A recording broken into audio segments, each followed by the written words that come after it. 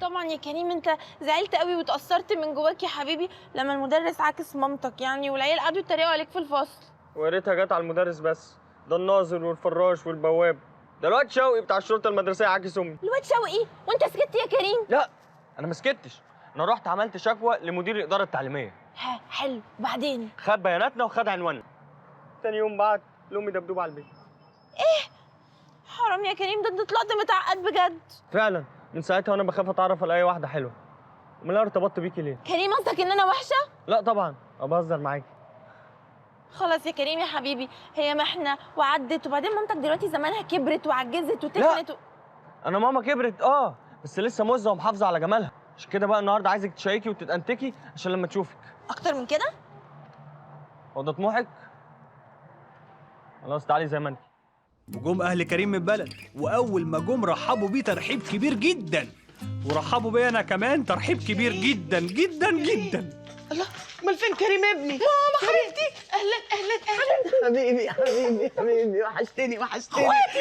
اخواتي حبيبتي. اخوكم، يا حلاوتكم يا حلاوتكم. امال فين شادي؟ صح، شادي فين؟ شادي نزل يجيب حاجه يا طنط.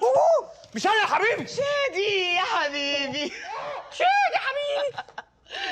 تسلم ايديك يا حبيبي. ايوه كده، بلا مجلات بلا بتاع. بالهنا والشفا. الله يهنيك.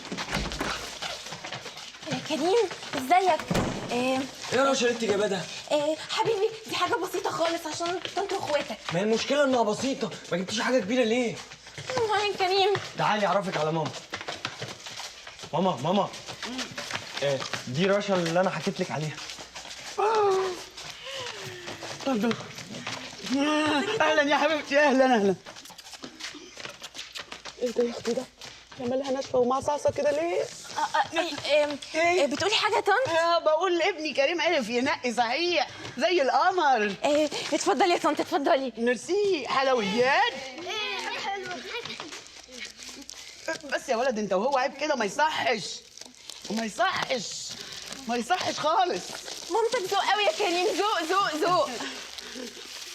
بتقولي حاجه يا حبيبتي؟ اللي يا طنط بقول لحضرتك فظيعه. ميرسي يا حبيبتي، ربنا يخليكي. انا برضه قلت كده. مامتك تفصى قوي يا كريم، تفصى. ها؟ لا يا طنط فظيعه والله. ميرسي يا حبيبتي. دول بقى اخوات كريم 3 وهو الرابع، وكلهم شبه بعض 5. فعلا واضح جدا، هم شبه بعض بالظبط. بس يا واد انت وهو سيبوا لي حته. اصلا انت لو كنت شبههم كان زماني قطعت علاقتي بيك من زمان. ولا مامتك ايه موزه؟ لا ولا الوانها بقى موزه. ايوه هي مجموعه موزس في بعض. طب اعرفك بقى على اخواتي. ده